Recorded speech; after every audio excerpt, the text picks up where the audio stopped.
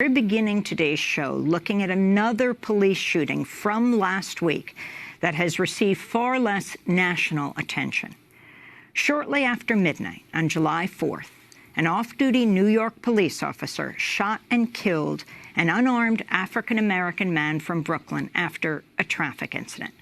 Police officials said the officer, Wayne Isaacs, opened fire using his police gun after the man, Delron Small, approached his vehicle and punched him in the face. But newly released surveillance video counters that claim. The grainy black and white video shows the off-duty officer shooting Small as soon as he approached his vehicle. It does not appear to show Small punching Isaacs. Small then stumbles away and collapses on the street between two parked cars.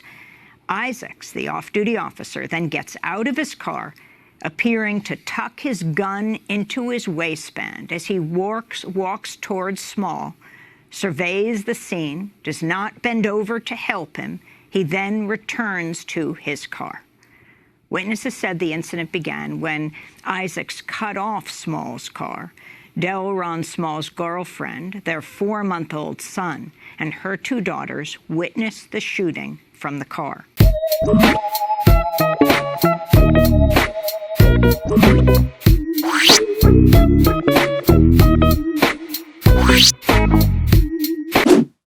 Welcome to another episode of In the Loop Radio. And I'm your host, B Live. Thank you guys. I truly appreciate it. Now, I started this video off with a clip of a young man who died in Brooklyn, New York. That young man's name was Delron Small.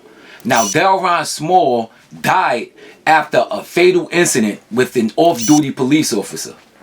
On July 4th, a couple of years ago, while driving, he was cut off by an off-duty police officer.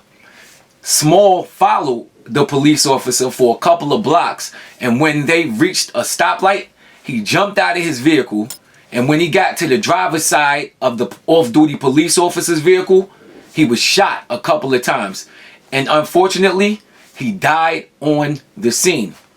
Now, this is a case that not many people heard about. However, the police officer was cleared of all charges.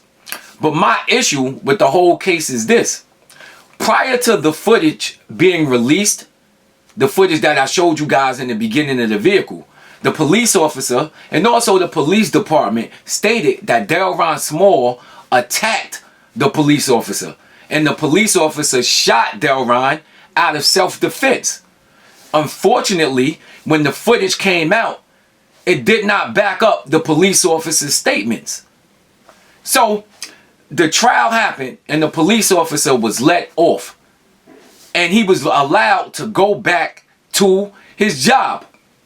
Now, I was in contact with one of Delron Small's family members. And one day we will get that interview for you guys. However, just off of the little bit of conversation that we had, I could see that the woman was hurting, okay? This woman lost her brother.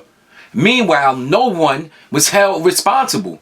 And it was clear that it wasn't a case of self-defense.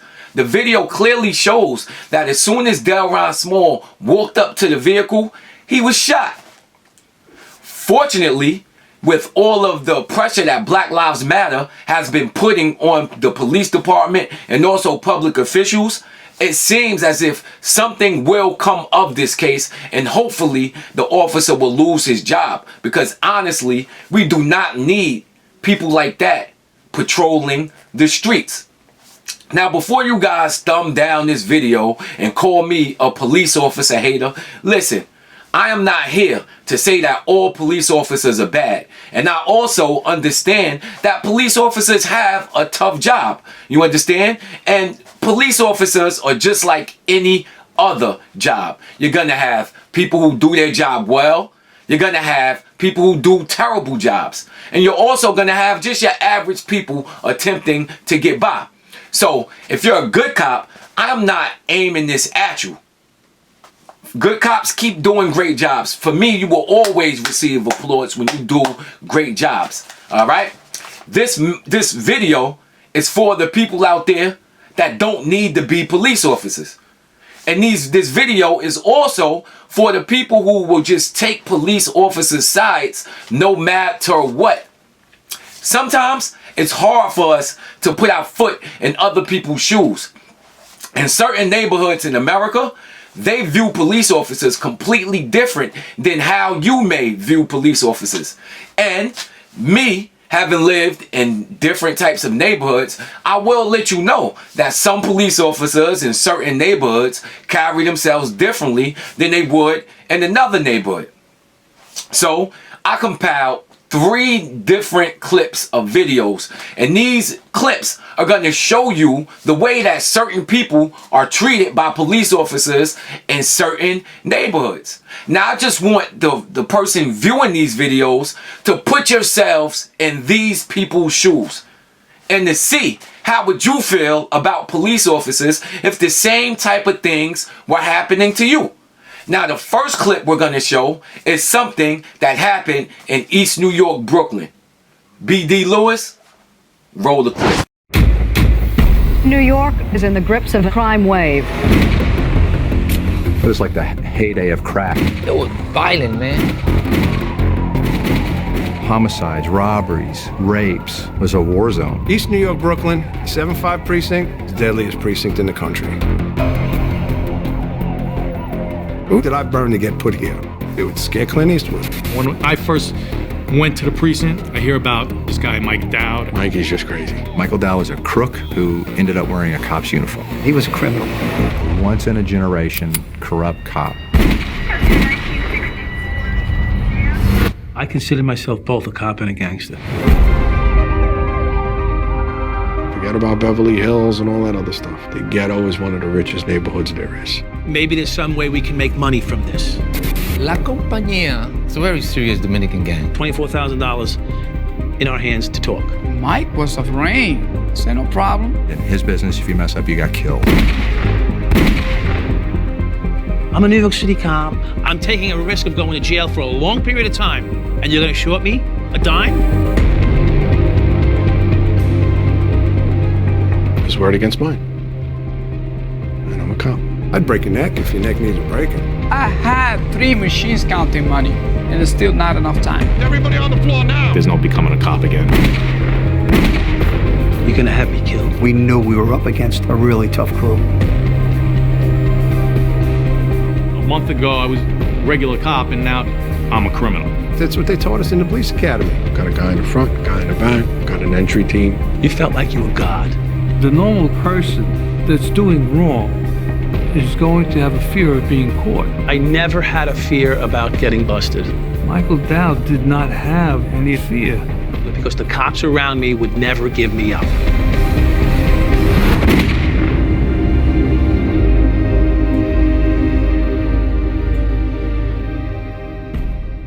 Now, what you just saw was a true story about a rogue police officer who was out there terrorizing people in East New York, Brooklyn. Now, for the people who lived in that neighborhood that the officer was patrolling, let me ask you guys, how do you think some of these guys felt about police officers? Now, if you live in a neighborhood where stuff like this is not happening and you have police officers who are truly there just to service the people, you will not relate to someone who grew up in a neighborhood like East New York, Brooklyn, where a lot of police officers are running wild like that. You know, they're treating the people as if they're not people at all. So it would be obvious if these people in East New York have a different idea about policing than what someone would have who grew up in, let's say, a place like Levittown, Long Island. These people had 2 separate ideas on what police officers will do. Now, it would be wrong for that guy in Levittown to look at situations that's happening in East New York and not completely understanding why they feel the way that they feel about police officers. Now, if you're sitting here thinking that Michael Dowd is just an isolated case, Sit back and watch this video about a few officers out there in Baltimore, Maryland. B.D. Lewis, roll the film. Dowd Trace Task Force was at the center of one of the biggest corruption scandals in Baltimore police history. Today, the leader of the disgraced unit begged a judge for mercy. Another officer's sentence just handed down. WJZ investigator Mike Kelgren live at the courthouse downtown with the breaking developments. Mike? Vic, Sergeant Wayne Jenkins got 25 years in federal prison earlier today, and moments ago, Detective Marcus Taylor got an 18-year sentence. He gave a rambling speech to the judge. He says he is innocent. He vows to fight this. She says that she regrets that he feels he wasn't treated fairly. She gave the government exactly what they wanted. Again, an 18-year sentence for him. A judge sentenced Sergeant Wayne Jenkins to 25 years in federal prison. You have a gun and cocaine, probably I would say 2 1/4 just by looking at it. The former head of the corrupt Baltimore Police Gun Trace Task Force wept and apologized for crimes that prosecutors say included at least 10 armed robberies, planting evidence, falsifying overtime, and selling $1 million worth of drugs, including prescriptions looted from pharmacies after Freddie Gray's death. Do you have anything you'd like to say on behalf of your brother? No, sir. Jenkins' family declined comment, but he wept in court, apologizing to his loved ones and the people of Baltimore, including victims like the Davis sisters, whose dad died after Jenkins wrongfully started a car chase. 7 years later, we find out that corrupt cops who swore to protect and serve were nothing more than criminals. He apologized for it, Mr. Jenkins, but it still hurts. It still hurts. What did you think of his apology? Did you think it was sincere? I believe it was sincere. Do you trust the police department after what your family has been through? No, sir. No, never. Can anything change that? I don't think so. Not now. Federal prosecutors say the Gun Trace Task Force was a criminal gang, describing their corruption as breathtaking, saying officers were greedy and arrogant. They wanted the maximum sentence for Jenkins, 30 years, to send a message. In sentencing Jenkins to less time, the judge said she believed he accepted responsibility and regretted what he'd done. Do you think this sends the right message, this sentence? It should. If it doesn't, it's something wrong. Something really wrong if this doesn't send the right message. There are more than 1,700 criminal cases in Baltimore City that have been impacted by the actions of these officers. Both Jenkins and Taylor will serve a period of supervised probation after their eventual release. Live at the federal courthouse, Mike Kelgren, WJZ. Mike, thank you. All right. So now I just showed y'all 3 cases. I showed you guys the Delron Small case. I also showed you Michael Dowd, the police officer at the 75th precinct out there in Brooklyn. And now I showed you guys a situation that happened out there in Baltimore PD when you had a bunch of police officers out there planting evidence. Also, one started a police chase where someone died as a result of the police chase. Now, these are not isolated incidents. These are all incidents that we just happen to find out about. There are many more officers out there behaving the same exact way. However, they just haven't been found. I could have even went on and showed you more videos.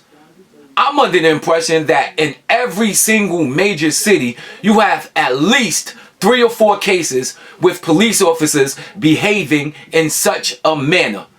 Now, my last video, just to bring it home, all right? Serve and protect the citizens of Detroit. But tonight, the 7 investigators are revealing an alarming number of Detroit police officers that found themselves under arrest. The eye-popping numbers have department watchdogs concerned right now. And tonight, 7 investigator Ross Jones asks Detroit's police chief what the department is doing about them.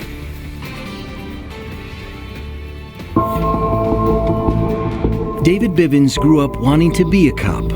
That changed the night he came face to face with one. I remember seeing him swinging from my face. At this Meijer store on 8 Mile, off-duty Detroit police officer Lonnie Wade was working security and suspected Bivens of shoplifting. The truth is, he hadn't taken a thing, but Officer Wade didn't believe him. Within seconds, the officer could be seen hitting Bivens in the face with his baton. Nothing but stars. Officer Wade would give up his badge and was later charged with assault. But he is far from the only Detroit cop to face criminal charges recently. Our investigation tonight reveals that since 2016, 64 Detroit police officers have been criminally charged. The allegations, which include both on- and off-duty conduct, run the gamut, from alcohol offenses to theft, assault, and drug trafficking. That is an alarming number, and we should be concerned. Willie Bell is a retired Detroit police officer and the chair of the Board of Police Commissioners, which oversees DPD. That is extremely high for any department. It was hard to find a department with numbers approaching Detroit's. In Atlanta, during the same time period, 33 officers faced charges, 17 in San Antonio, and in Dallas, too, a department with some 600 officers more than Detroit. In fact, of departments that readily track officer charges, only Baltimore, currently under federal oversight, reported more, with 76. Attorney Jeffrey Feiger has filed scores of lawsuits over police brutality. Today, he represents David Bivens.